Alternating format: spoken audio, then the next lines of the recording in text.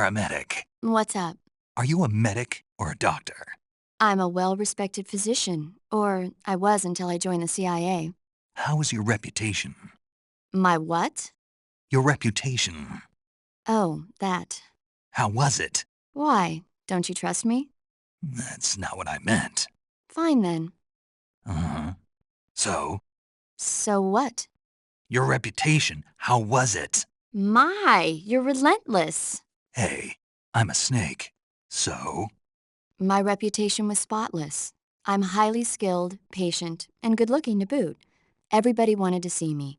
What else would you expect? No, seriously. Incidentally, her nickname back then was Quack. Major.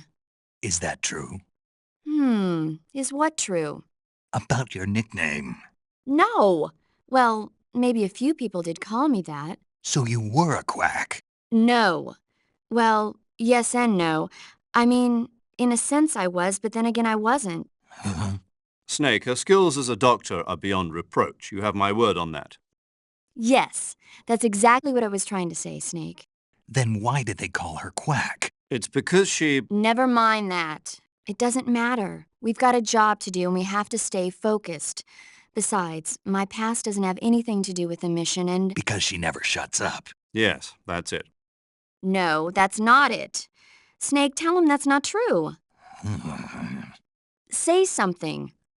I'd better get back to the mission. Yes, you do that. Just a minute. Snake, don't you hang up on me. By the way, Snake, What? you know the Ocelot unit commander? Ocelot? Yeah, that's not his real name, is it? I wouldn't think so. Is it a code name? You mean like Snake? Yeah. Maybe. Why? Is that strange? No, I was just wondering why he's called Ocelot. Why's that? Well, I looked it up, and it turns out the ocelot is a wild cat whose habitat stretches from the southern U.S. down to northern Argentina. They live in a variety of different environments from tropical rainforests to savannas. The biggest ones can grow up to 1 meter in length. They're normally solitary creatures, and their diet consists mainly of small animals and fish. During the day, they sleep up in the trees, but at night... Yeah, paramedic. Oh, right. So the ocelot is an animal that lives on the American continent. But then I wondered, why would a Soviet officer be using the name of an American wildcat? Good question. Maybe it's because he's fast and agile like an ocelot. Yeah, maybe you're right. But why'd you go to all the trouble of looking it up? Because I was curious. Was it helpful? Sure. Say, Snake, about that helmet and oxygen mask you took off right after you parachuted in? Oh, those? Those are the helmet assembly and oxygen system assembly I used to make the halo jump. The helmet is fitted with a bayonet fastener that attaches to the oxygen mask. It's also got earphones and a boom mic. I'm not interested in all that stuff. So why did you bring it up? It reminds me of something. Reminds you of something. Yeah. The mask. Yeah, but I can't remember what it is, and I can't stop thinking about it. That's what you've been thinking about? Yeah, every time I'm about to remember it, it slips away from me again. Don't you just hate that? I know I've seen it somewhere before. Any ideas? How would I... That's it! What? The fly! The fly? Yeah, it finally came to me. You look just like him. Ah, I feel better. The fly? From the movie, The Fly? You've never seen it? No. Geez, where have you been? It's about this scientist who's conducting teleportation experiments when he gets mixed up with a fly and ends up with the fly's head attached to his body. Never heard of it. That's too bad. It's a good movie. Paramedic. You said you like movies, right? I love 'em. About the Major's code name. Major Tom? Yeah. He sounded like he wasn't sure whether or not Tom was the name of the tunnel that worked in The Great Escape. So I heard. So was it? Was it what? Was Tom really the name of the tunnel that worked? Right. So it was Tom. Maybe. Maybe. I don't know. Why don't you know? Why should I know? You watch a lot of movies, don't you? Yeah. But you've never seen The Great Escape. No. Why not? It didn't look interesting.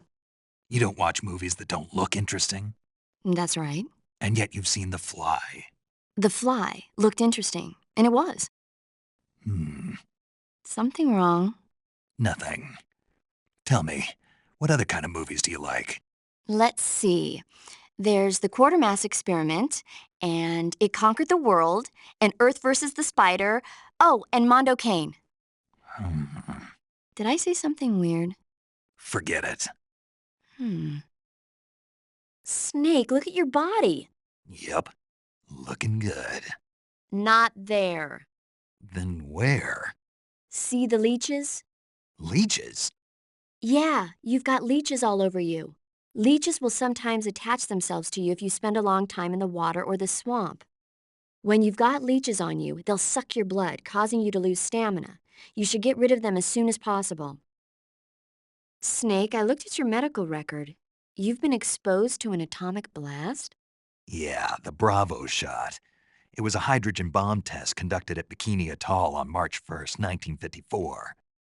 I was at the American base on Kwajalein in the Marshall Islands when the ashes of death started falling from the sky. Any symptoms? None. At least, not yet. But a lot of the guys who were in it with me are now suffering from thyroid cancer and leukemia. Some of them are dead already. One of these days. Anyway, I'd better get back to the mission. Yeah. Snake, whatever happens to you, make sure you leave a descendant, okay? Are you saying you want to have my baby? No. I'm saying that in the 21st century, the genes of soldiers like you are going to be in high demand. Genes? Uh-huh. Remember when Watson and Crick discovered the double helix structure of DNA back in 1953? Ah, no. You know, they won the Nobel Prize in Medicine for it the year before last. Of course, you have to feel sorry for Pauling and Franklin. They were researching the exact same thing. Sorry, I don't follow. Inside every living creature are little blueprints called genes. Through the union of the sperm and egg cells, these blueprints are transformed and inherited by the next generation. That's why parents and children resemble each other. The concept of genes was first proposed over 100 years ago by Mendel, but he didn't know what they were exactly. For a while, it was thought that chromosomes were composed not of deoxyribonucleic acid, but of proteins called polypeptides. Later, it was shown that deoxyribonucleic acid, or DNA, was a biological macromolecule. Then 11 years ago, Watson and Crick discovered that DNA had a double helix structure. Yeah, this is all fascinating stuff, but what exactly does it have to do with me? The inherent characteristics of any given individual are determined by his or her genes. By duplicating a set of superior genes, a separate body with the same set of characteristics, a clone, can be created. But genes don't control a person's fate. That's true, but having an offspring that's genetically identical to the parent is more efficient, right? You can expect better results that way. More efficient. You can't mass produce human beings. Maybe, but now that we know the true nature of genes, human cloning is that much closer to reality. Nuclear transplanting is already theoretically possible, so one day... My genes are going to be a valuable commodity. Exactly. They'd never let that happen. Just think, even if your body dies, you survive and go on to bigger and better accomplishments. If you think about it, it's kind of an honor. Does that kind of technology seriously appeal to you? Well, I am a doctor. Hmm. I can't condone it on moral grounds, but I'm fascinated by the possibilities. Especially when I see such an excellent specimen as yourself. Yeah, well, thanks for the compliment, but it doesn't make me feel any better. Don't be so glum. It's not like it's going to happen anytime soon. We'll just have to wait and see. If you have any questions about stamina or healing, just ask me. I'll tell you everything you need to know. It'll have to be over the radio, though. So you won't be able to see me naked then. Yeah, I'm devastated. But I'll bet that 50 years from now, you'll be able to see who you're talking to on the radio. I'll be retired from active duty by then. I don't know. Somebody somewhere might just decide to give you a call. Wouldn't surprise me. Let's both pray that never happens. Snake, If you or one of your comrades is wounded in battle, what do you usually do? I call for a medic. What if there's no medic nearby? I don't even want to think about that. Think about it. That's my worst nightmare. Any soldier can perform basic first aid, but it takes a specialist to perform the more complicated procedures. I know a lot of guys who'd still be alive today if they'd had access to a medic. Me too. So I got to thinking, wouldn't it be great if we could parachute medics into the front lines where they're needed most? You bet. That's why you're called paramedic. Yeah. With a unit like that, we could save a couple of lives, huh? No, No? not a couple. We could save many lives. Thanks. I think the Army needs a unit like that. And if no one else will do it, I'm going to create one myself. Sounds like a plan. Will you help me? Count on it. Snake Eye. Ah! Huh? Hello there? Paramedic, it's me. Snake? Oh, it's you. For a minute there, I thought you were someone else. Why are you so nervous? You've seen this mask before, right? Yeah, but it looks so cool. Huh? Cool. You know, kind of like a Venusian. A Venusian? I mean, not the crab kind, the other kind. Paramedic, do you really think a guy you've never seen before would suddenly call you on this frequency? I know it sounds ridiculous, but still, what if it was a being from another planet? You can't rule out that possibility. I see you caught yourself a reticulated python. The reticulated python is said to be the longest snake in the world. The biggest ones can grow up to 10 meters in length. Although they're not poisonous, they're still very dangerous, so be careful around them. They have a highly ferocious temperament and they can swallow whole, even large animals like deer and pigs. Their most distinguishing feature is the mesh pattern of their scales. This pattern acts as a highly effective natural camouflage. If you think there might be a reticulated python about, pay close attention to your surroundings. Otherwise, you could get bitten before you even know it's there. It's a huge snake, but you should be able to capture it alive by using the tranquilizer gun. I'll bet if you capture one and throw it at an enemy, it'll give him a good scare. Right. But how do they taste? Huh? Do they taste good? You're actually going to eat one. Why else would I be asking? Cannibal. What was that? Nothing. Let's see what the guide says. Ah, you're in luck. It says they taste pretty good. Good. I can hardly wait. Ugh. That area is inhabited by the giant anaconda. The giant anaconda is believed to be the largest snake in the world in terms of weight and diameter. It's not poisonous, but its large size makes it extremely powerful. They say it even eats crocodiles. Its only natural predator is man. And snake. And snake. The giant anaconda is a very large snake, but you should be able to capture it alive using the tranquilizer gun. Got it. So how does it taste? I knew you were going to ask me that. Glad I didn't disappoint you. So? Well, the guide says it tastes all right. Good. I'll have to try some. Ugh. The taste is... Oh, you've already eaten one. Yeah, it was delicious. Ugh. No, really. It tastes like chicken with a surprisingly light flavor. Maybe a little bit stringier than chicken, but all in all, I'd say... Snake? What? I don't really care. Oh, okay. Yeah, talk to you later. Snake, that area is inhabited by magpies. Magpies are members of the crow family. They're distinguishable by their beautiful dark blue and white bodies and their long tails. Their favorite food is insects, but they'll also eat small fish, acorns, and fruit. They're omnivores, which means... They'll eat anything. Right, just like you, huh? If you use the tranquilizer gun, you should be able to capture magpies alive. Okay. So how do they taste? You always ask me that. Naturally. So? I've never heard of anybody actually eating a magpie, but I suppose there's no reason you couldn't. You don't say. Oh.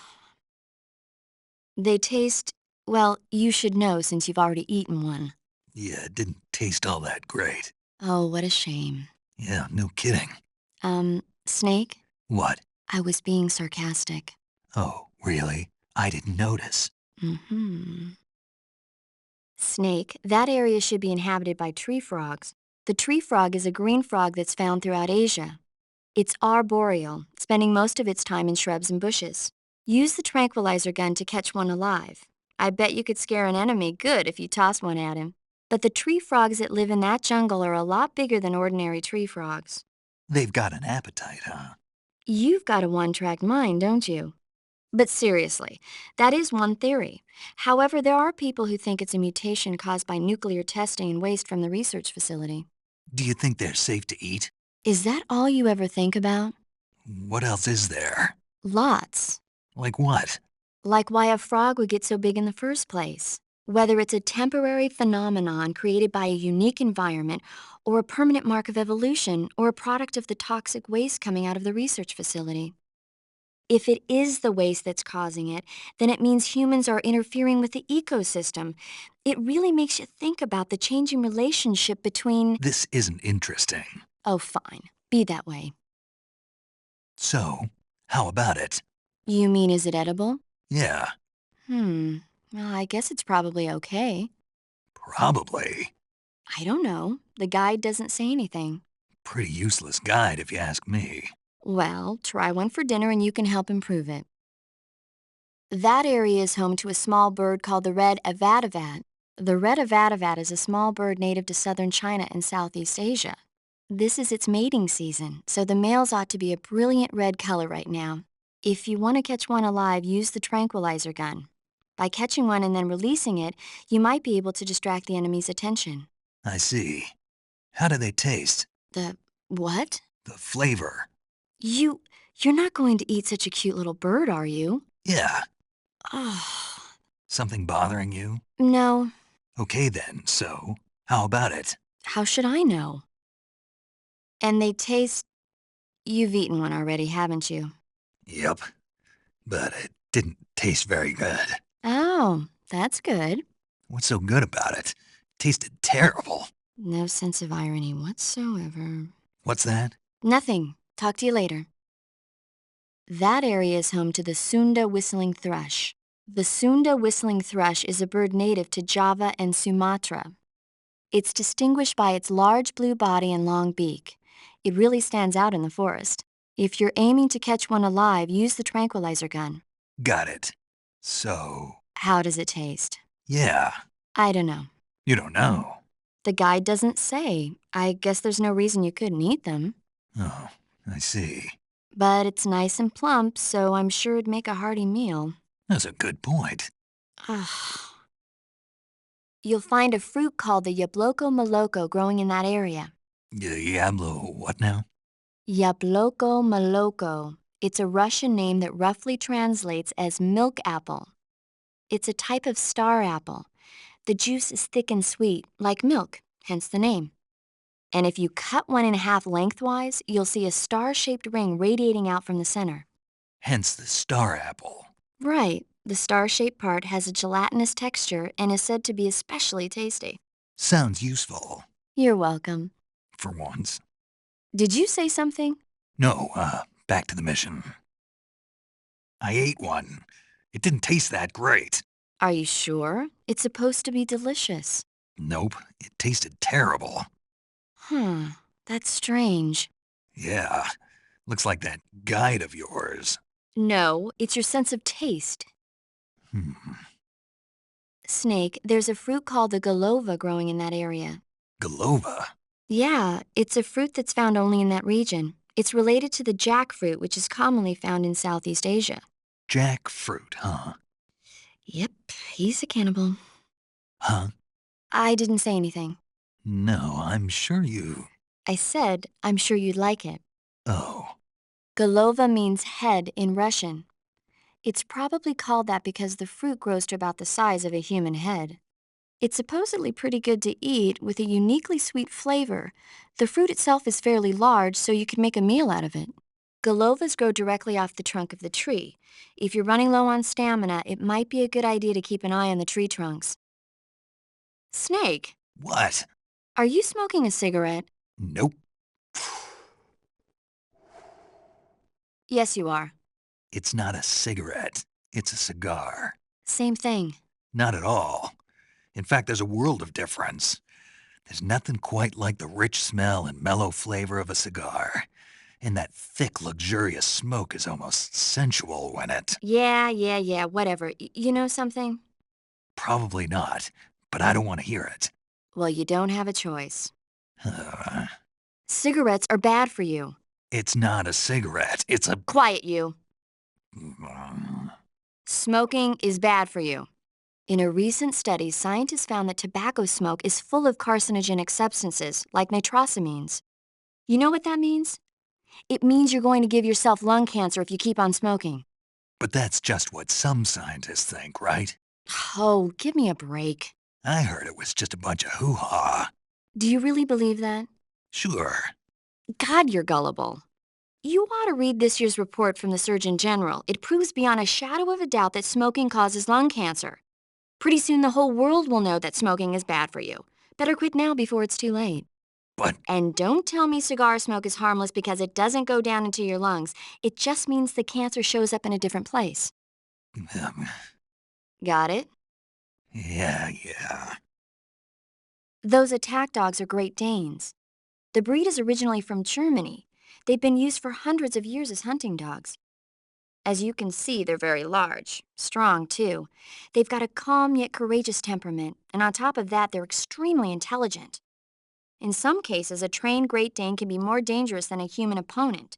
Watch out for them. Interesting. Forget it, Snake. Forget what? You were thinking about how they taste, weren't you? I wasn't thinking... Don't lie to me. I could tell by the look on your face. You can't see my face. No, but I can imagine it. Don't you dare think about trying to capture an attack dog. You hear me? Yeah. Snake, be careful of those attack dogs. Don't worry. I know how dangerous they are. No, you're the one who's dangerous. Me? Those dogs are just innocent animals, even if they've been trained to kill. You shouldn't hurt them unless you have to. But... You know, humans and dogs have been living together for 50,000 years ever since the Stone Age. Sure, they make good pets and watchdogs, but they also help us out in a variety of different fields. Not just as police and army dogs, but as hunters, shepherds, rescuers, and seeing-eye dogs. They deserve our respect. I know what you mean. I'm a dog sled fan myself. In the future, many of the jobs that dogs do now will probably be taken over by machines. They'll have miniature unmanned reconnaissance vehicle and security systems. And in the 21st century, I'll bet they'll even be selling robot dogs as pets. You've got to be kidding. But even if that happens, dogs will still be our most trusted companions. Unmanned recon vehicle. That's a pretty scary thought. Well, for now, trained dogs are the best they've got. Snake, be careful. That area is inhabited by coral snakes. The coral snake is a venomous snake that originally hails from the Americas. Its venom is a very potent neurotoxin, so don't let it bite you. The colorful red and black patterns on the coral snake are a warning sign. Apparently, the bright flashy colors and pattern let other animals know that it carries a deadly poison that keeps them from attacking. There are many animals that mimic the colors of known poisonous animals as a defense. See, by mimicking other poisonous creatures, they increase their chances of survival. There is another non-poisonous snake called the milk snake that borrows its coloring from the coral snake. Uh-huh. You're not even listening, are you? No. Okay, we'll talk about something you're interested in then. The taste? Yes. It says here that coral snakes are pretty good in a snaky kind of way. A snaky kind of way, huh? That area is home to the Thai cobra. The Thai cobra is a large venomous snake that carries an extremely potent neurotoxin. Be careful not to get bitten. The Thai cobra originally comes from Indochina, Thailand, and southern China. The ones in that area were probably imported as pets and research subjects before they escaped and turned feral. Not as food? Come again? They weren't imported as food, They're not for eating. so they don't taste good then. That's not my point. It's not a matter of whether they taste good or not. People don't raise snakes for food, period. Okay. So you're saying they might be good to eat, right? Only one way to find out. Snake, there are rats living in that area. The rats in that area are the descendants of wild Norway rats that were domesticated by humans as pets and lab animals. They're not poisonous, and I don't think they'll attack you, but they're quick little creatures, so you might have a hard time catching one. Uh-huh. So how do they taste? Snake? What? They're rats. I know what they are. Do they taste okay? The guide says they're not that bad. Good enough for me. Ugh. I see you caught an Otten frog. The Otten frog is a large, corpulent species of frog. They're known as a delicacy, so it might be worth catching them for food. The Otten frog was originally found only on Amami Oshima in Japan. Frogs usually have 4 toes on their front legs, but the Otten frog is unique in that it has 5. Got it. By the way, you said they were known as a delicacy, right? Right. So that means they must taste pretty good, huh? I guess so. I hear that in Japan, Otten frog sashimi and sukiyaki are popular dishes. Really? Yeah. Japan, huh? That place is starting to sound better and better. That area is inhabited by the Taiwanese cobra.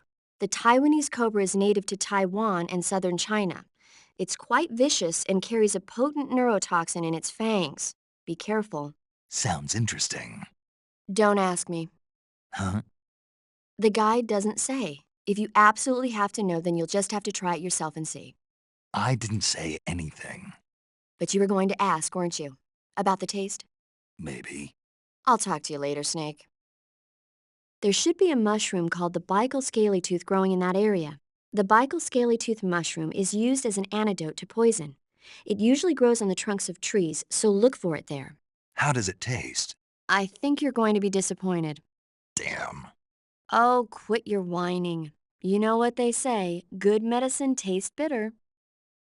You got some instant noodles, huh? Instant noodles. Uh-huh. It was invented in Japan just recently.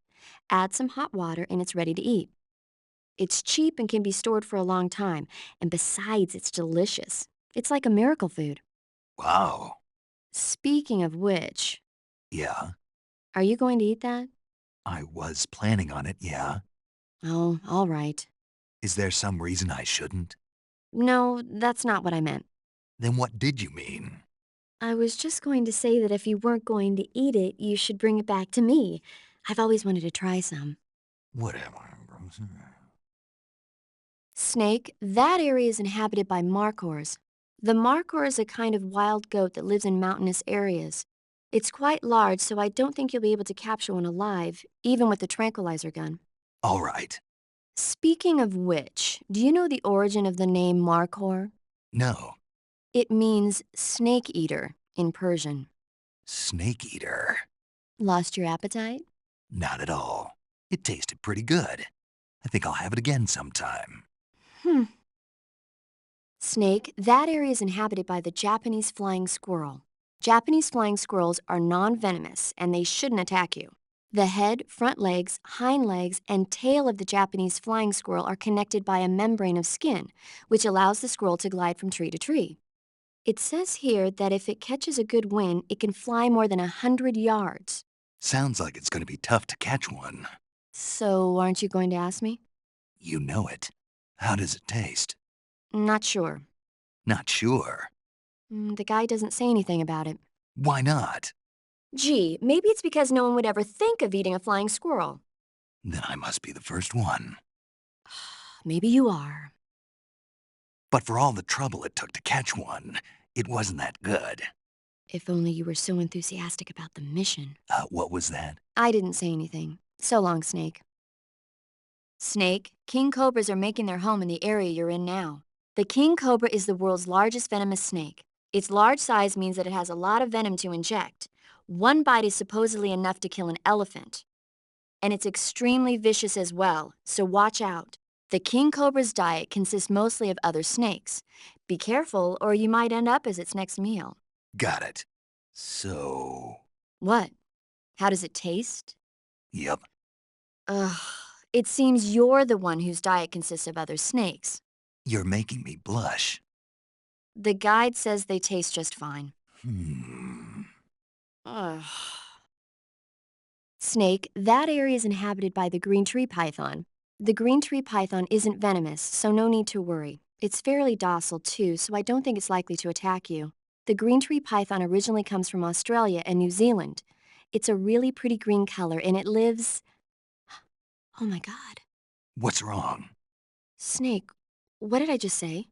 They come from Australia and New Zealand. No, after that. They're a really pretty green color.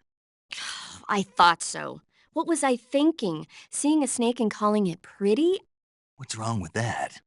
Everything. When a normal woman sees a snake, she's supposed to scream or get sick or something like that. And you think you're normal? What was that? Nothing. Oh, it's all your fault. Geez, I'm sorry. But enough of that. What do you mean enough of that? This is serious. No, I just wanted you to tell me how it tastes. How should I know? Ugh. It was awfully pretty, though. Snake, that area is inhabited by the poison dart frog. The poison dart frog is native to the tropical rainforests of Central and South America. They normally grow between 2 and 5 centimeters in length, but for some reason the ones in that area seem to be much bigger than that. Poison dart frogs are known to carry a potent neurotoxin called pamiliotoxin. Long ago, people used the poison to coat their arrows for hunting. Watch out, because if you eat one, you'll get food poisoning. Yeah, I know. How? You really want to hear? Never mind. I got it. Snake, be careful. That area is supposed to be inhabited by cobalt blue tarantulas. The cobalt blue tarantula is a poisonous spider with a highly potent venom. There are many different varieties of tarantulas. The cobalt blue is part of a group called earth tigers. They build their nests mainly underground and are highly aggressive. Their diet consists of not only insects, but also mice and even snakes. Interesting. So how do they taste? Are you really going to eat them? Naturally. So, It says here they're not very good. damn. Don't act so surprised. Isn't it obvious? Why would it be obvious? It's a spider, for goodness sake. A big one, but still a spider, and there's not much to it. Yeah. If only it were as big as the one in Earth versus the Spider. The what? Earth versus the Spider. It's a movie about this gigantic spider. When it's small, it's about 15 feet wide, but when it's big, it's about 35 feet wide. What do you mean when it's small and when it's big? The size changes from scene to scene. It happens all the time. Huh. Snake, watch out. That area is home to the emperor scorpion. The emperor scorpion is said to be the largest scorpion in the world. Its venom is a potent neurotoxin, so take care that you don't get stung. Okay. So how's it taste? Not very good, I'm afraid. Oh. Don't get so discouraged. There are other ways to use it besides eating it, right? Like what? Like catching one alive with a tranquilizer gun and throwing it at the enemy? Oh, yeah. Sometimes I wonder if you even remember that you were on a mission. Paramedic, I caught a parrot. What kind of parrot? It's green all over with a large beak. Then it's probably an Alexandrine parakeet. It's sometimes also called the Alexandrine parrot. The Alexandrine parakeet originally comes from Indochina and is distinguished by its green body and red beak. It's very talkative and makes a good pet. But it's strange. The guide doesn't say anything about there being Alexandrine parakeets in that area. I'm thinking it must be someone's pet that got away. Snake, What? don't even think about it. Eating a cute little bird like that. But I didn't say. Just don't. There should be white-rumped vultures living in that area. The white-rumped vulture is a type of vulture found in India. Its diet consists mostly of dead animal carcasses. I don't think it'll attack you, but it's a fairly large bird of prey, so you probably won't be able to capture it alive using the tranquilizer gun. Got it. But there is something here that's bothering me. What is it?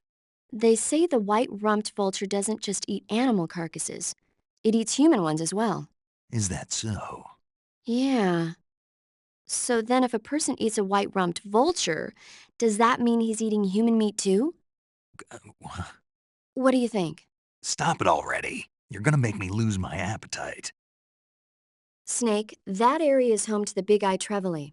The big-eyed trevally is a type of mackerel. The adult fish lives around coral reefs, but the young can be found in freshwater areas such as estuaries and rivers. Good to know. So, how do they taste? The guidebook doesn't say. Huh. Well, if they're a kind of mackerel, they should be okay to eat, right? You'd think so, but, But what? well, I've heard stories about people getting ciguatera poisoning after eating the adult fish. Ciguatera poisoning. Uh-huh. Fishes that live near coral reefs are sometimes contaminated with a poison known as ciguatera toxin. It apparently gives you food poisoning when you eat it. So I can't eat those big-eyed trevally? I don't know whether those trevally are contaminated with ciguatera or not, but use caution just in case. Snake, it says here you can catch maroon sharks in that area. The maroon shark is found mostly in Southeast Asia, but it's not actually a shark. It's related to the carp. It's also known as the red-finned cigar shark, the river barb, and the sultan fish. Interesting. So how does it taste? According to the guide, it's good, but it's kind of oily and it has a lot of little bones. Fine with me. I never worry about the little things. So I gathered. I see you've caught yourself an arowana. The arowana is an ancient fish that lives in tropical freshwater areas. Because of its large size, I don't think you'll be able to capture one alive. Ancient fish like the arowana are living fossils. They've hardly changed their form since the Devonian and Jurassic periods. Other ancient fish besides the arowana include the coelacanth, the starlet, and the knifefish. Almost all organisms on Earth have evolved in various shapes and forms, but these fish have kept the same form for hundreds of millions of years. Baffling, isn't it? Sure. Well, I can see you're not interested. Not at all. I'm fascinated by ancient fish. Why? They're supposed to be huge, aren't they? You're wondering whether they'd make a good meal. Yeah. So, do they? The guide says they taste just fine for a fish. Great. Snake, that area is home to the Kenyan mangrove crabs. The Kenyan mangrove crab is a land-going crab. It lives in burrows dug near seashores and mangrove swamps. It's not poisonous, but it might hurt a little if it attacks you with its pinchers. Treat it with caution. Got it. So this thing must taste pretty good, huh? Why do you say must? It's a crab, isn't it? It is. And crabs are good to eat. What's so good about them? You don't like crab? Not at all. Why not? Why? How can you eat those things? They're all purple and yellow striped, and they stink like cat pee. But that's just my opinion. Don't listen to me. Let's see here. The guide says, no way. It says they're delicious. Well, if you want to eat one, then go right ahead, but count me out. Snake, there's supposed to be a Tsuchinoko in that area. Tsuchinoko? You've never heard of it? It's a mysterious snake that's found all over Japan. If it lives all over Japan, then why is it so mysterious? Many people have seen them, but no one's ever caught one. If you do manage to catch one, it'll be a major historic discovery. I think you should look for it. If I have time. So what kind of snake is this Tsuchinoko? The body is about as thick as a beer bottle, and the tail tapers off to a point. It doesn't slither around like other snakes, but rather goes in a straight line like an inchworm. Sometimes it even jumps several yards at a time. It's got sinister-looking eyes, and it can even blink and move its eyes around. It's also been known to snore, cry, and stand up straight on its tail. And this is an actual snake? Of course. Uh-huh. Then how come you seem to know so much about them? Is it in that guide of yours? No. Then maybe you saw it in a movie like Curse of the 50-Foot Tsuchinoko or something. There's no such movie. I heard about it from Sigint. Sigint? He's an expert on UMAs. UMAs? Unidentified mysterious animals, dummy. Oh, excuse my ignorance. Why does he know so much about them? Probably because he likes them. At the CIA, he was the vice president of an unofficial group called the UMA Watcher Club. The UMA Watcher Club? Yeah, just the other day he was working on the newsletter at his desk. At the office? How does he get away with that? Well, the major is the chairman of the club. Uh-huh.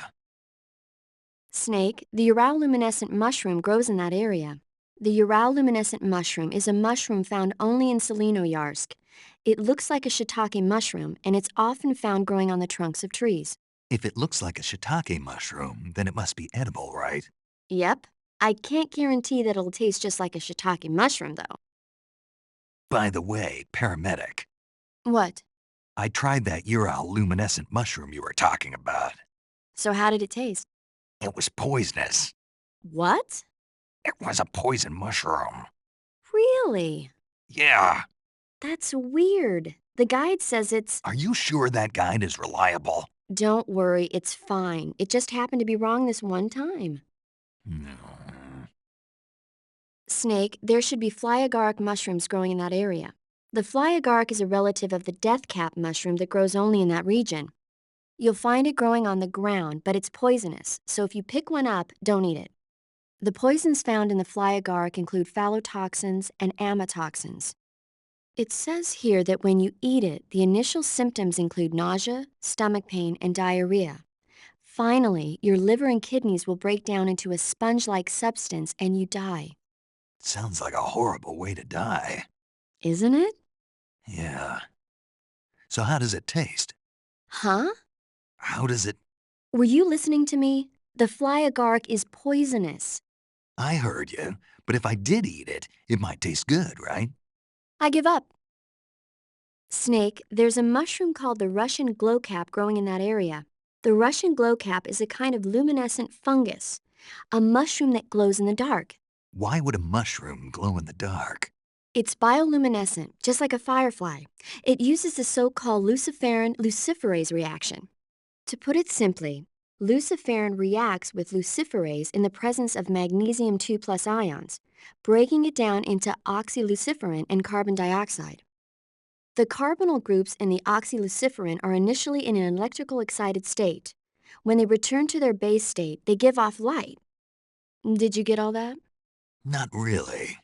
Oh, By the way, does that mushroom recharge your batteries when you eat it? huh?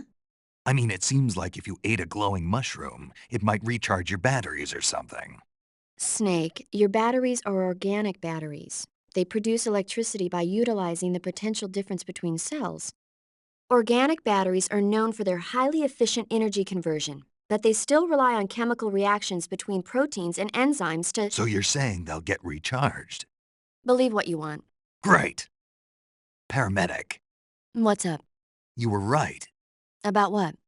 I ate a Russian glow cap and it charged up my batteries. Huh? What's wrong? That's great. Snake, can you excuse me for a second? Sure. Did you just hear that? Yeah. There's no way eating a bioluminescent mushroom would cause your batteries to recharge. What do you think it means? Beats me. Maybe it's all in his mind. You mean like a placebo effect? Why not? You've seen how gullible he is. Well, I guess there's no harm done. Should we let him keep believing it? Sounds good to me. Okay, Snake, I'm back. Yes, the Russian glow cap is a glowing mushroom, so it'll recharge your batteries when you eat it. Huh? Snake, you should be able to find some rations in that area. Rations are portable meals carried by Soviet soldiers. No, they're not. Huh? They're disgusting portable meals carried by Soviet soldiers. I've heard some nasty stories about how they taste. It looks like the rumors are true. Great. Hey, you should be grateful. Those things are designed to last. No matter how long you keep a ration, it'll never go bad. And they're surprisingly good for you, too. I'd take a snake over this any day, even if it's a little rotten. You are hopeless. The horse the boss was riding sounds like an Andalusian. Andalusians are from the region of Andalusia in Spain. They're renowned for their beauty, their gentle nature, and their physical prowess. Just so you know, you can't eat them. Hey, I didn't say anything. Yeah, but you were going to. I was. Yes. Don't even think about eating a horse. Got it? Guess I'll have to mark it off the list. What did you say? I'm just kidding. Mm-hmm. The Siberian ink cap is a mushroom from the ink cap family. Its life cycle is transitory. As soon as the spores mature, the cap starts to turn black, liquefy, and melt away. And that's why they call it an ink cap? That's right. It doesn't really turn to liquid, but you get the idea. In its immature state, before it melts away, it's valued as a source of food. Just be sure not to eat them while you're drinking alcohol. Why's that? Ink caps contain coprin, which inhibits the function of aldehyde dehydrogenase. This prevents the body from breaking down alcohol, causing a buildup of acetaldehyde, Meaning? meaning it will give you the hangover from hell. Oh, I'd better go warn Grannon. Huh? Nothing important. Wait a minute. What? You think I'd drink alcohol in the middle of a mission? Wouldn't you? Hell no. Well, I'm knocking a shot back now. What? Just teasing you. Ugh, Oh, come on. Where's your sense of humor? I need a drink. Looks like you're in a building. If people are living there, there's bound to be people food. People food. Soviet military rations. It beats eating raw snakes and mushrooms all the time, doesn't it? I'm getting to like raw snake and mushroom. You really are turning into an animal. Snake, that area is inhabited by European rabbits. The European rabbit is said to have come from the Mediterranean region originally, but nowadays they're found all over the world. They've been used since ancient times as a source of food, so it might be worth catching them. Rabbits are known to eat their own excrement. They eat their own. That's right. It's called cecal feces. When the rabbit eats fiber, the fiber is fermented in the rabbit's appendix, or cecum, and turned into a nutritious substance full of vitamins. The rabbit excretes this substance and then eats it again to absorb the nutrients. That's a neat trick. I think I'll give it a try. Snake. Rabbits and humans don't work the... I'm just kidding. You really thought I was going to eat it? A little, yeah. Even I wouldn't do that. I guess not. But how did those seagull feces taste? What? I'm just kidding. Oh. Snake, be careful. That cave is inhabited by vampire bats. The vampire bat bites its victims and sucks their blood. Got it. Speaking of bats... Just save it. Huh? I know you're going to talk about vampire movies, Attack of the Vampire Donuts, or Dracula versus the Space Hippos, or something like that. Actually, I was going to say that bats are known to use supersonic waves to sense their surroundings. Oh, Bats use supersonic waves to sense their surroundings, so you might be able to keep them away by blasting them with a special kind of sound wave. As for taste, I suppose there's no reason you couldn't eat them. Snake, do you hate vampire movies? What? Just now, you sounded like you really hated them. I did? Yeah, Oh, well, no one really likes them, do they? some people do. Like you. Yeah, they're fascinating, you know? Like the movie Dracula... Don't say it. Why not? Just don't. Are you afraid? What? You're afraid of vampires, aren't you? Don't be ridiculous. But... Listen, there are no such things as vampires. They're just a stupid, made-up legend. Even if they do seem real sometimes. well, sure. You think I'd be afraid of something like that? No. Exactly. Right. I'm not afraid of vampires. Uh-huh. It's just that whenever somebody starts talking about vampires, I end up dreaming about them that night, and I don't need that right now. That's all. Okay. That area is inhabited by the milk snake. The milk snake closely resembles the coral snake, but it's actually not venomous. Even so, you'll still take damage if it bites you, so don't get too close. So is there a way to tell the difference between a milk snake and a coral snake? It's pretty difficult. They really do look almost exactly alike. I guess if I had to pick something, I'd say it's that the milk snake is much less aggressive. Okay. Ah, I just thought of a better way. You're going to love this. What? Eat it. Eat it? Yeah, the guide says milk snakes don't taste very good. Is that right? But if I've already caught and eaten it, what does it matter which kind of snake it was? It doesn't, does it? Shoot, I thought I had a good idea. I see you have a calorie mate. Calorie mate. The thing you're holding now? Oh, the little block that looks like a cookie? Try it, it's pretty good. Okay. But what is this thing? Never seen anything like it. Calorie Mate is an energy supplement that contains all the proteins, lipids, vitamins, carbohydrates, and minerals needed for a balanced diet. It's a well-balanced food. Because of that, it's just perfect for giving your body the nutrition it needs in combat. It sounds like a space-age food. Real astronaut food is not very good, but that should taste fine. Yeah, and it'll help balance out all this jungle food I'm eating. It's easy and quick to eat, so it's perfect when you're running late for an important mission in the morning. I've never been late for a mission. Really? Aren't you always keeping people waiting? Huh? It's easy to keep track of your calorie intake and receive the nutrition your body needs, so it's good for losing weight, too. All of the geisha girls in Japan use it for watching their calories. Is that why they're all so slim? Right. And any diet where you eat nothing at all is bad for the body. I see. You seem to know a lot about Japan, don't you? Yes, I love Japan. You should be able to find Russian oyster mushrooms in that area. The Russian oyster mushroom is an edible variety that belongs to the shimeji family. It's known to be particularly rich in vitamin B1 and niacin.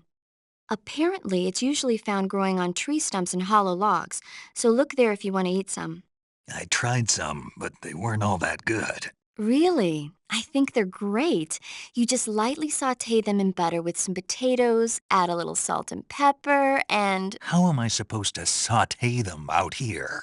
You're not. I'm just saying that Ugh. there's a mushroom called the spatza growing in that area. Spa. Spatza. Spatza. Right. Interesting name. Hmm. Hmm. So, paramedic, What? what kind of mushroom is a spatza? Uh, you really want to know? I guess so. Okay, let's see. The spatza, Yeah. it's gray, Hmm. and it grows on the ground. Yeah, and? That's all. That's all? That's all the guide says. Okay, so I don't know that much about it. Why don't you eat one and see? It might be pretty tasty. Eat one and see. What do I look like, a lab rat? Shh. What? What did I say? What if the rats hear you? You'll hurt their feelings. I already tried one. Really? How was it? I passed out. It was that good. No, I mean I fell asleep. You were that tired? No, I mean the mushroom put me to sleep. I know, I was just teasing you a little. Hmm. Hey, Snake, you ever heard of Godzilla, King of Monsters? No, what is it? It's a movie. You haven't seen it? Nope. It's about this monster called Godzilla who grows to an enormous size in a nuclear test and goes on a rampage in Tokyo. Nuclear test, huh? Then the Marshall Islands must be crawling with giant monsters right about now. It's just make-believe. Maybe that's why my pants have been so tight lately. Snake, it's a movie, not a report out of Los Alamos. I know. So then what happened? Godzilla is immune to all weapons, and humanity has no way to stop the monster. Dr. Shirazawa develops a new type of weapon, but meanwhile, Godzilla is getting closer and closer to Tokyo, obliterating everything in its path. It was originally a Japanese movie, but they made an American version, too. I recommend seeing the original Japanese one if you ever get the chance. It's mostly mindless fun, but it's also got a serious anti-nuke message as well. Where can I see the original? You'll just have to go to Japan. Really? That's too bad. Well, if you wait 40 years, you might be able to see it in America, too. Why's that? 2004 will be Godzilla's 50th birthday. You think they're still going to be making Godzilla movies then? Of course! Everybody loves Godzilla. You sure know a lot about movies. I don't suppose you're the movie-watching type, are you? Not really. Okay, then I'll tell you everything I know. When the going gets tough, movies can save your life. It's always good to be able to look at things from a different perspective when you get in a jam. That's the magic of movies. No kidding. Well, I guess it might at least make a nice distraction. That's the spirit, Snake. Have a little fun.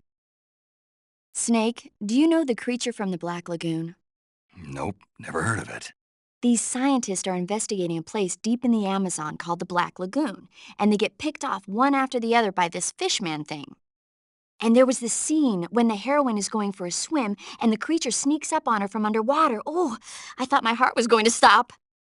I mean, of course, the 3D effects in It Came from Outer Space were a lot more intense, but It wouldn't be referring to you coming from outer space, would it? How rude! Why do you say that? Because no one on Earth could be as charming as you. Fine, I'll just get to the point, Snake. Be careful of what's around you when you're in the water. Just imagining you swimming in those jungle rivers makes me think of you being attacked by a fish man. I appreciate the concern. Fishmen aren't the only things that'll attack you in the water. Really be careful out there. Okay. And don't be attacking any pretty girls going for a swim, either. Are you calling me a fish man? You started it. Snake, have you heard of It Came from Outer Space? Yeah, you told me already. So this astronomer sees a meteor, but it's really an alien spaceship, right? And the aliens start replacing the townspeople with clones and forcing them to help repair the ship. The 3D effects were quite realistic. I've got all the real I can handle here in the jungle. No, you don't get it. Precisely because it's realistic, with the images jumping out of the screen at you, it makes for a nice escape from reality. I have to admit it made my eyes tired, but it was really intense. Unfortunately, they don't make very many of those movies anymore. When did it come out? I was still in college, so probably about 10 years ago. Guess I'm out of luck then. You know, they're coming out with household versions of video cassette recorders. One day you'll be able to see old movies anytime you want. It'll be like having a movie theater in your own home. Really? It's like if you had a record with movie film etched onto it instead of music. It'll work the same way. You're kidding. No, really. And someday they might make movies where you control the characters yourself. Sounds like magic. It'll happen. Make sure you stay alive to see it, Snake. Hey, Snake, have you ever seen Forbidden Planet? No, can't say I have.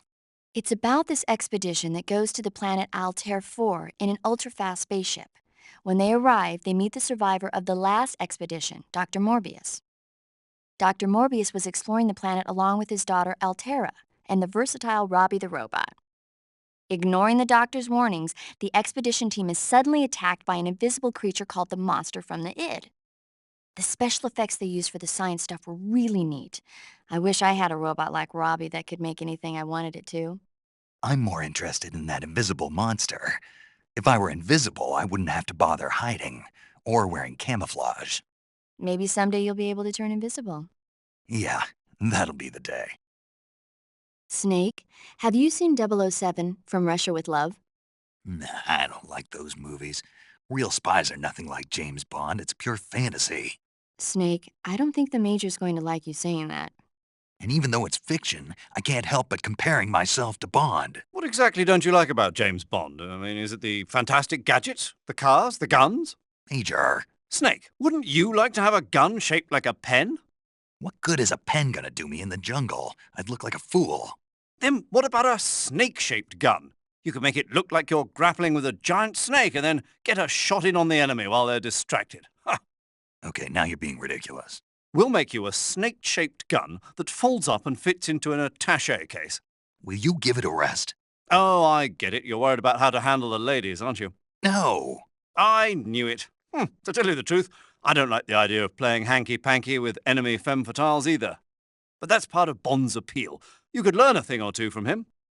I mean, what about this Eva? What are you planning to do with her? I don't even trust her yet.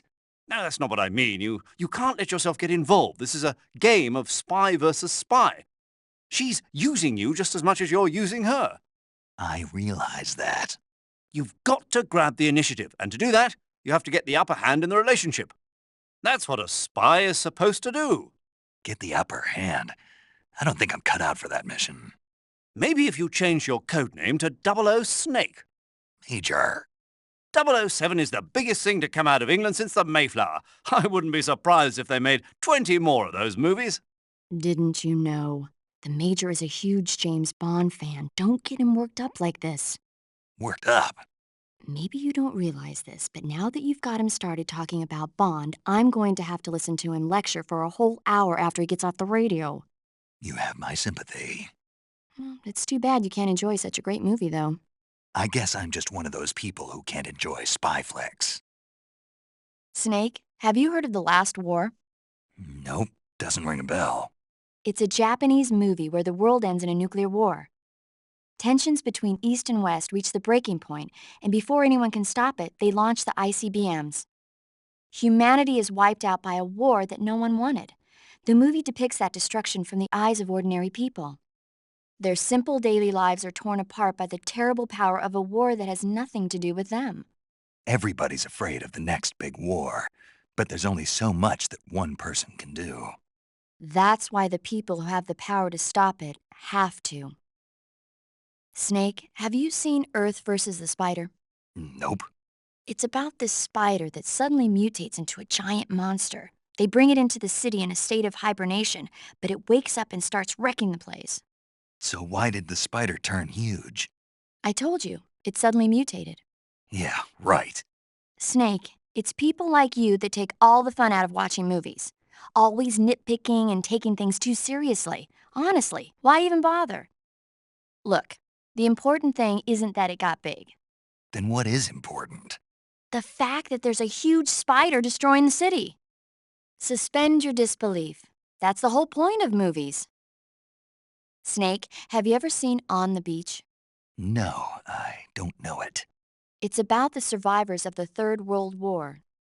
The entire Northern Hemisphere is obliterated in a nuclear holocaust, and it's only a matter of time before the few survivors left in the Southern Hemisphere are poisoned by the deadly fallout. Their only hope is an American nuclear submarine that escapes to the Southern Hemisphere. They set out for the Arctic to investigate the fallout. The movie came out in '59, and the year that the war was supposed to happen was 1964. In other words, this year. Nice warning. Let's hope it stays just a movie. Snake, have you ever seen The War of the Worlds? No. These flying saucers from Mars arrive on Earth disguised as meteorites. The saucers use their heat rays to attack the nearby towns. And then, Something wrong? the thing is, I was too scared to watch. I had my eyes shut almost the whole time. Then you haven't seen it. No, it's not that. It's based on a novel by H.G. Wells. You haven't seen it, have you? That does remind me, though.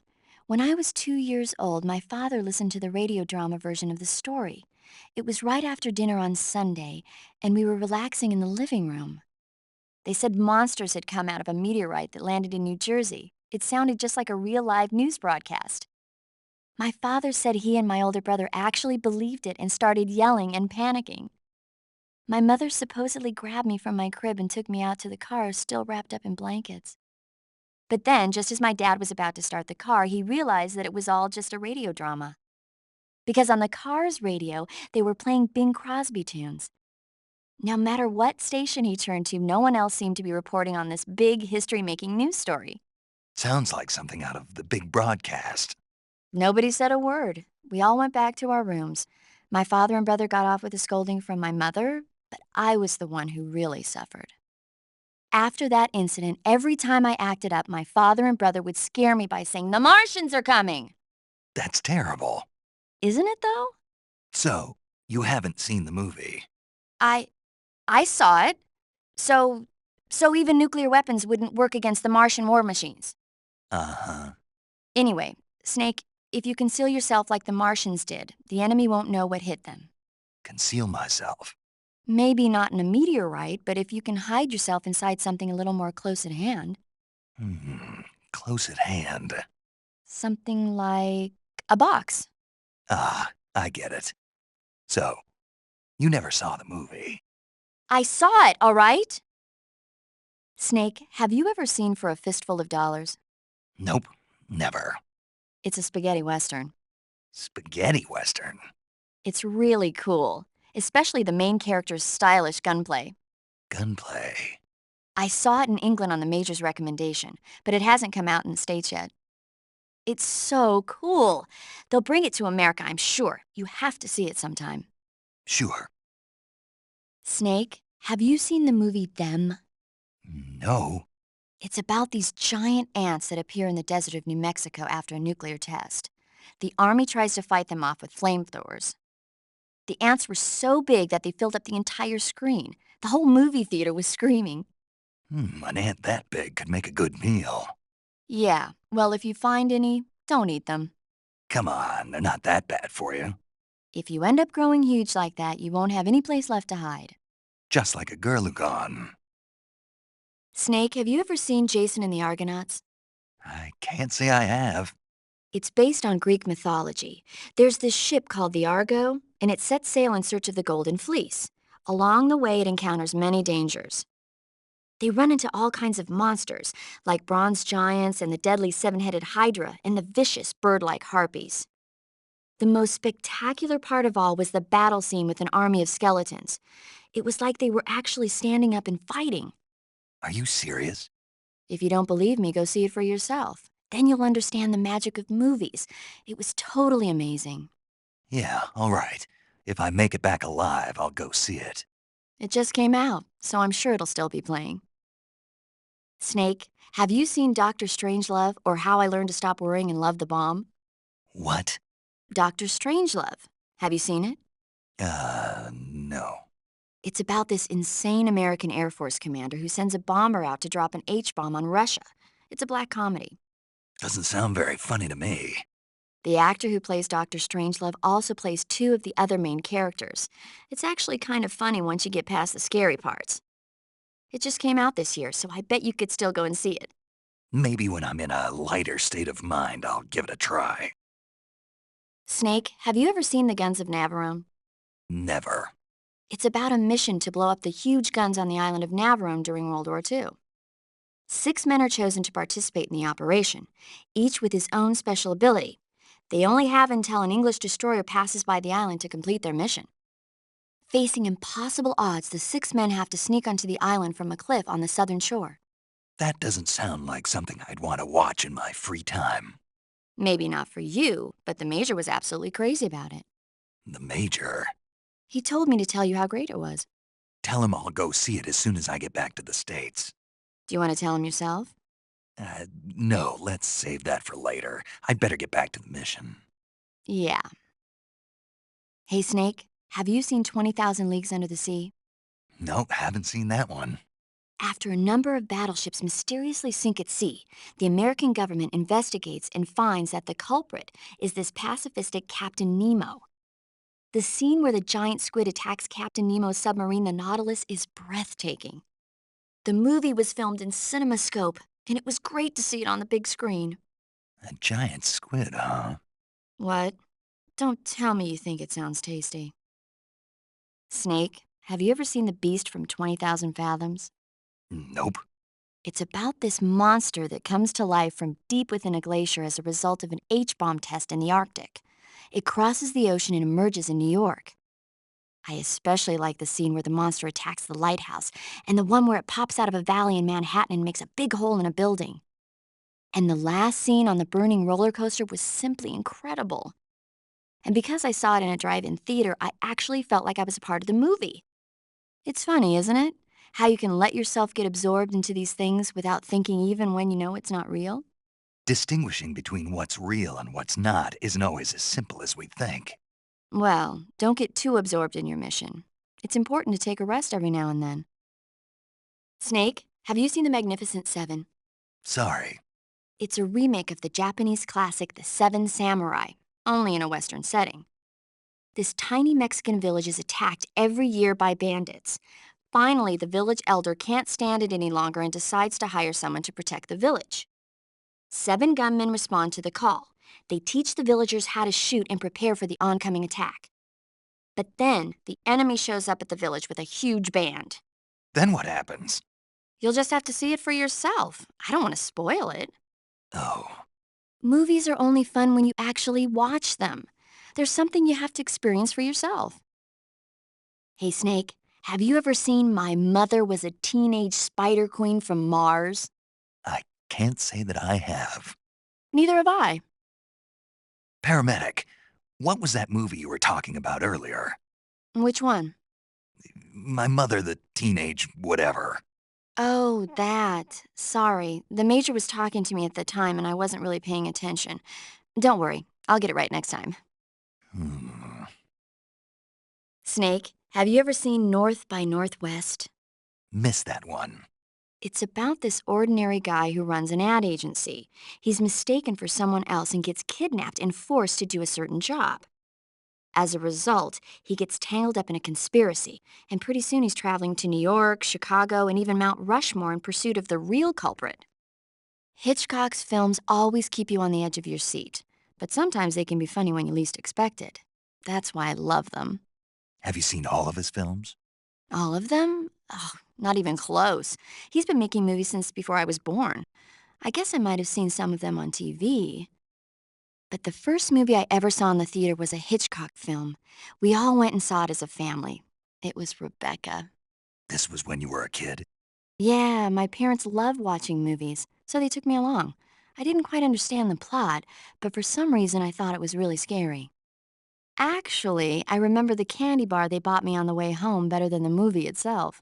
That's when you fell in love with movies? You could say that. It was like an irresistible force at that point. I was completely swept away. Snake, have you ever heard of the Blob? No, I haven't. A meteorite falls in a small town, and inside there's this kind of living ooze. The ooze starts swallowing people and grows to an enormous size. After it eats a bunch of the townspeople, it starts to fill up a movie theater. Then these young people try to save the town from its gruesome fate. It's pretty frightening to see something that's not even supposed to be alive suddenly start moving around and eating people. Not something you see every day. Snake, you know the bridge on the River Kwai? Haven't seen it. It's about a group of Allied prisoners in Japanese-occupied Burma in World War II who worked together to build a bridge. Under the leadership of an English officer, the prisoners and the Japanese gradually bring the project toward completion.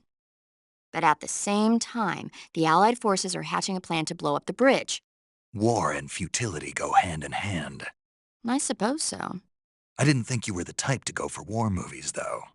Actually, this guy invited me to go see it with him. A date? I guess you could call it that. Still, you just don't seem like the type. Well, he seemed to like war movies. He was a Navy boy. I was still an intern back then. They brought him in with a broken leg. He said, "When I'm all healed up, will you go see a movie with me to celebrate? If it's okay." He was so shy. Where is he now? With the 7th Fleet. I see. Snake, have you ever seen Invasion of the Body Snatchers? No, I haven't.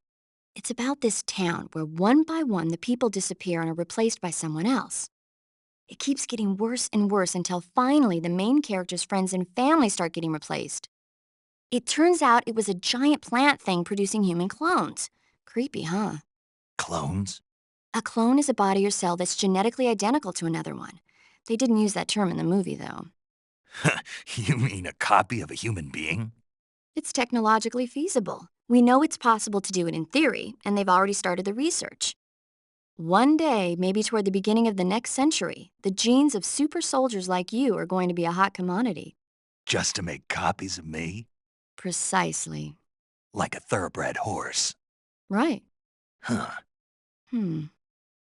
You know they'd never allow it. Maybe, but technology changes people. We can't predict how people will think 50 years from now. Some things shouldn't be changed. We're not the ones who decide that. I think maybe the only thing we can do is to try and pass on our beliefs to our children, so that they won't head in the wrong direction.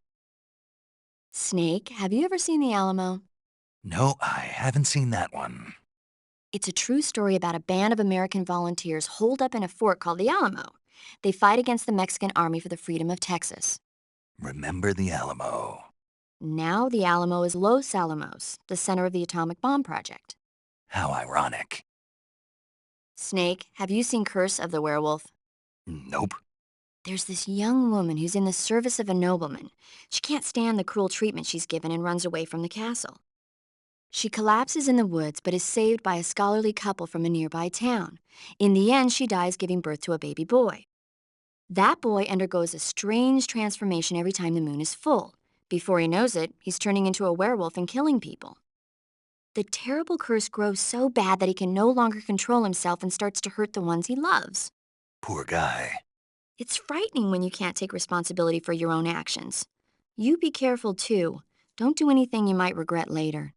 That's why I call and save with you, right? It's more than just that. Don't you ever forget to look where you're going and rush out where the enemy can see you, or use too much ammo or too many items.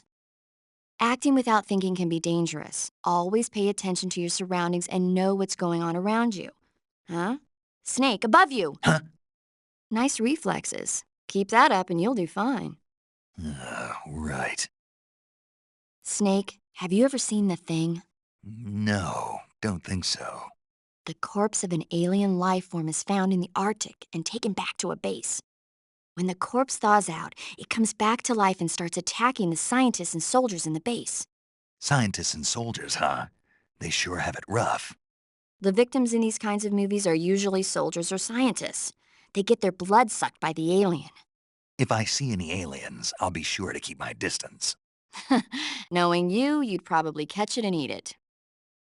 Hey, Snake, have you ever seen Frankenstein? No. The scientist, Dr. Frankenstein, succeeds in creating a human being out of dead body parts. But his creation escapes from the laboratory and heads down to the nearby town. The creature is physically strong, but mentally he's like an innocent child. So his emotions drive him to kill people, and he doesn't even understand what he's doing. The scene where he's playing with flowers with a little girl by the side of a lake sent chills down my spine. A classic tale about the dangers of rapid scientific progress. When human beings become too powerful, they lose their ability to think rationally. Really makes you think, doesn't it? Especially nowadays. Snake, have you seen Abbott and Costello meet Frankenstein? No. Abbott and Costello play delivery men who have to deliver a box to a spooky mansion. But what they don't know is that inside the box are Frankenstein and Wolfman. Then Dracula shows up and they get chased around by the monsters. It's a comedy with an all-star monster cast. Sometimes tragedy can be funny. Snake, have you seen The Incredible Shrinking Man? Uh-uh. It's about this guy whose body starts shrinking after he's exposed to a combination of radiation and insecticide. After a while, he's being stalked by tiny spiders and his pet cat. Imagine that, Snake. The guy's body just keeps getting smaller and smaller. I thought you were a doctor. Yeah, so? So how can you get so excited about a story you know could never happen in real life? Whether I'm a doctor or not has nothing to do with it. It's a movie. You can't expect it to follow the same rules as real life, can you? It's the same no matter who you are. Movies are fun because they take you away from your everyday life. Even though they're not real. Because they're not real. You need to loosen up, Snake. Yeah, maybe. Although in your case, reality might be more exciting than the movies. Snake, have you ever seen the Quartermass experiment? Nope. These 3 astronauts go up in a test rocket. 2 of them get vaporized, but the third comes back with a bizarre change in his body. After conducting an investigation, they discover that the astronauts were attacked by an alien life form. But then the surviving astronaut escapes and starts looking for prey. Prey. Anything he touches with his hands has the energy sucked out of it. Every time that happens, his body gets bigger and bigger. Space is a scary place. You never know what's out there waiting. Yeah, even if your body doesn't change, your mind might never be the same. Yeah, that's what I've heard happens. Snake, have you ever seen The Day the Earth Stood Still? Never heard of it. It's about this man who comes to Earth in a flying saucer and warns us humans against using nuclear power to make war. But when the human race fails to meet his demands, he causes all motion on the face of the Earth to come to a standstill. We could really use a visit from that guy right about now. He was a friendly alien who wanted peace on Earth. If only there were more people like him on this planet. Let's hope your wish comes true. Snake? Snake?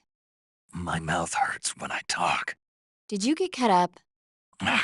It feels like someone shoved me under a lawnmower. Do me a favor. Tell me a story to take my mind off the pain. Snake, have you ever heard of Renfield? Is that a movie? It's the name of a character. He's locked up in a cell waiting for the master to return, eating the spiders that crawl along the walls. Change the channel. He waits and waits for ages. Finally, just as he's beginning to forget whether he's human or not, the master comes for him, saying the time has come.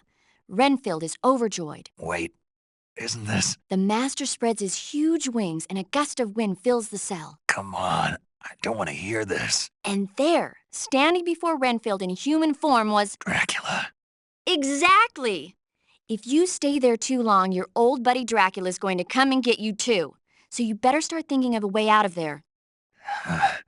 You better not leave me without someone to talk to. Please, Snake, think. There's got to be a way out of there. I'll try. Okay, just let me know if you start having nightmares about Dracula. Snake, what happened? What do you think? Are you not feeling well? No, I'm feeling fine. I had the most amazing dream thanks to you. Ah, you didn't really dream about Don't say it. The last thing I need is a double feature. It was surreal. I was being attacked by a horde of weird human-like monsters. What's wrong with me? It must be a form of persecution complex, probably triggered by extreme stress. The external stimulus of the room is... I've got a different theory. I think it was caused by your pillow talk. But I didn't... I'm sorry, Snake. I didn't know you were that sensitive to it. I mean, who'd have thought Sorry, that just slipped out, I swear. Come on, Snake, don't be mad at me. All right, I forgive you. Really? Yeah. Good, I'm glad. Snake, there must be a way out of there. Don't get discouraged. You'll find it. I intend to.